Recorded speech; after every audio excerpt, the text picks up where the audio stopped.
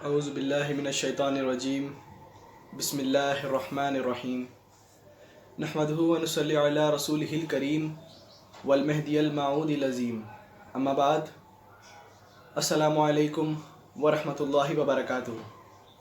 جیسا کہ میں نے اپنی پچھلی ویڈیوز میں معجزات امامنا علیہ السلام کا ذکر کیا تھا، اسی ٹاپک کو آج برقرار رکھتے ہوئے کنٹینیو کرتے ہوئے میں چند اور معجزات امامنا حضور میرا سید محمد جونپوری مہدی موعود علیہ السلام آپ کے گوشے گزار کرنے کی کوشش کروں گا۔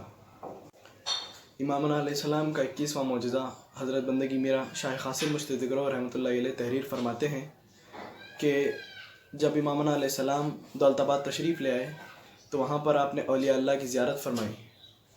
سید محمد عارف رحمۃ اللہ علیہ کے خبر کے کنارے آپ ایک ساتھ بیٹھے اور اٹھ کر دعانہ ادا کیا۔ اس کے بعد آپ کوچ کر گئے۔ اس کے بعد آپ نے کڑوے پانی کی بولی میں کلی کی، پس امامنا علیہ السلام کے پسکردے کی تاثیر سے کڑوے پانی کی بولی کا پانی میٹھا ہو گیا۔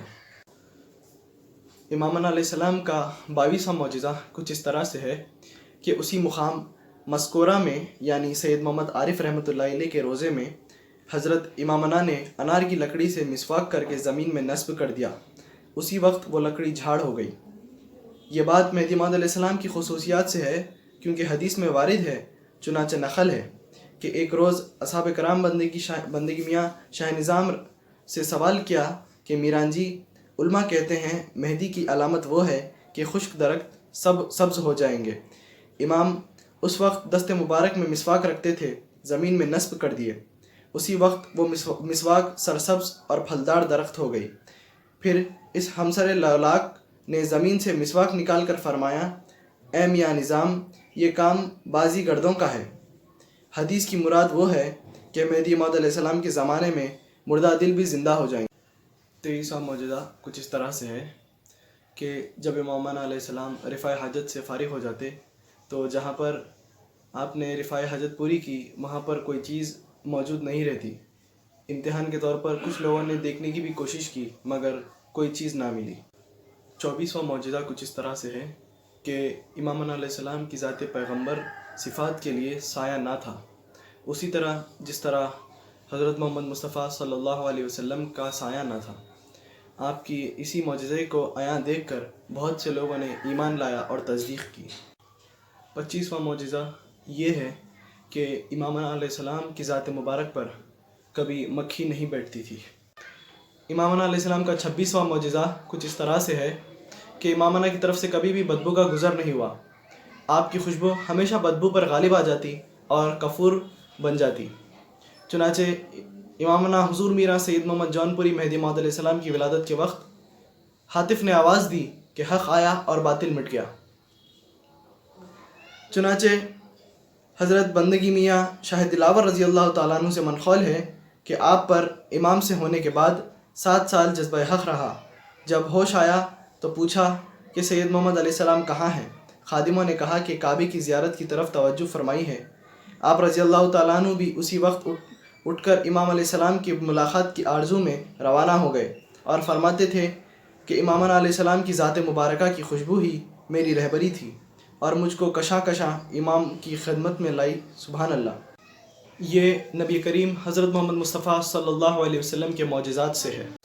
27واں معجزہ کچھ اس طرح سے ہے کہ امامنا جس سلطنت میں جاتے، امام کی دعوت سننے کے لیے کثیر مجموعہ ہوتا اور اکثر لوگ آپ کے فیض کی اثر اور پسکردے کی وجہ سے بے ہوش ہو جاتے تھے۔ امامنا علیہ السلام کی زادی کے خطروں سے ریش مبارک جھٹکنے کے وقت اگر کسی پر ایک خطرہ گر جاتا تو وہ 3-4 دن تک بے ہوش رہتا اور اس پر حق کا جذبہ ہو جاتا تھا۔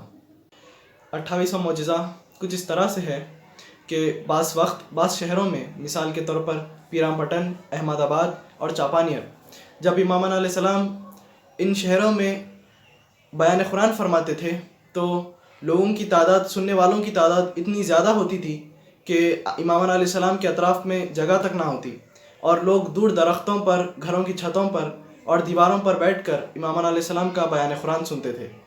اس میں معجزہ یہ ہے کہ جو لوگ امامنا علیہ السلام کے اطراف میں بیٹھے ہوں اور جو لوگ دور درختوں پر، چھتوں پر بیٹھے ہوں، दोनों को ही इमाम अलैहिस्सलाम की बयान कुरान एक साथ सुनाई देती थी।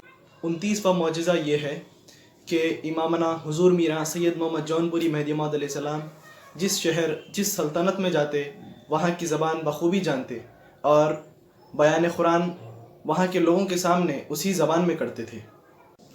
30वां मौजज़ा कुछ इस तरह से है कि इमाम अलैहिस्सलाम फरमाते हैं कि अगर किसी को बंदे की महदियत के बाब पर शक हो तो तौरात, इंजील, ज़बूर और कुरान मजीद लेकर आए। बंदा ज़बानी पढ़ता है, अगर एक हर्फ भी गलत पढ़ूँ तो मेहदी मौद नहीं होगा। इमाम अलैहिस्सलाम का 31वां मौजज़ा कुछ इस तरह से है कि इमाम अलैहिस्सलाम की पुश्त मुबारक पर मोहर विलायत थी और नबी करीम हज़रत मोहम्मद मुस्तफ़ा सल्लल्लाहु अलैहि वसल्लम की पुश्त मुबारक पर मोहर नबूवत थी। नबूवत में अकाशी बिन हिजश अल असदी रज़ी अल्लाह ताला अन्हु ने देखा था। विलायत में मियाँ सैयद यूसुफ रहमतुल्लाहि अलैह इमाम के मुबशिर जो आलिम बिल्ला थे और मियाँ शेख मोमिन तवक्कली रहमतुल्लाहि अलैह जो आशिक़ अल्लाह थे, उन दोनों ने देखा है। चुनाचे ये बात मख्फी नहीं है। इमाम अलैहिस्सलाम का 32वां मौजज़ा कुछ इस तरह से है कि इमाम अलैहिस्सलाम रास्ते से गुज़रते और रास्ते में अगर दरख्त, दीवार या अमीख बाउली आ जाती तो अल्लाह की कुदरत से हमवार हो जाते और इमाम अलैहिस्सलाम जिस रास्ते से गुज़रते उस रास्ते पर बारिश होती। यूँ ये बात पोशीदा नहीं है मकसद खैन पर। इमाम अलैहिस्सलाम का 33वां मौजज़ा कुछ इस तरह से है कि इमाम अलैहिस्सलाम जिस रास्ते से गुज़रते उस रास्ते के पत्थर और दरख्त ये निदा करते कि ये मेहदी मऊद है और ये अल्लाह का खलीफा है। जिसके दिल के कान होते वो ये निदा को ज़रूर सुनता था। इस बाब के अहम महक़क़ ने क्या खूब फरमाया कि मनादी यानी मेहदी निदा करता है कि अल्लाह ताला के आशिक़ हों, लेकिन बूढ़े और अंधे मेहदी की निदा को क्या सुनते। ये चंद मौजज़ात इमामना हुजूर मीरा सैयद मोहम्मद जौनपुरी मेहदी मौद अलैहिस्सलाम हैं जो मैं आपकी कोशिशगुज़ार करने की कोशिश कर रहा था। इंशाअल्लाह आने वाली वीडियोज़ में मैं और भी मौजज़ात इमामना हुजूर मीरा सैयद मोहम्मद जौनपुरी मेहदी मौद अलैहिस्सलाम आपकी कोशिशगुज़ार करूँगा। आप तमाम से गुजारिश है कि हमारे चैनल बज़्म जलील को सब्सक्राइब करें ताकि आने वाली वीडियोज़ का आपको जल्द से जल्द पता चल जाए। शुक्रिया।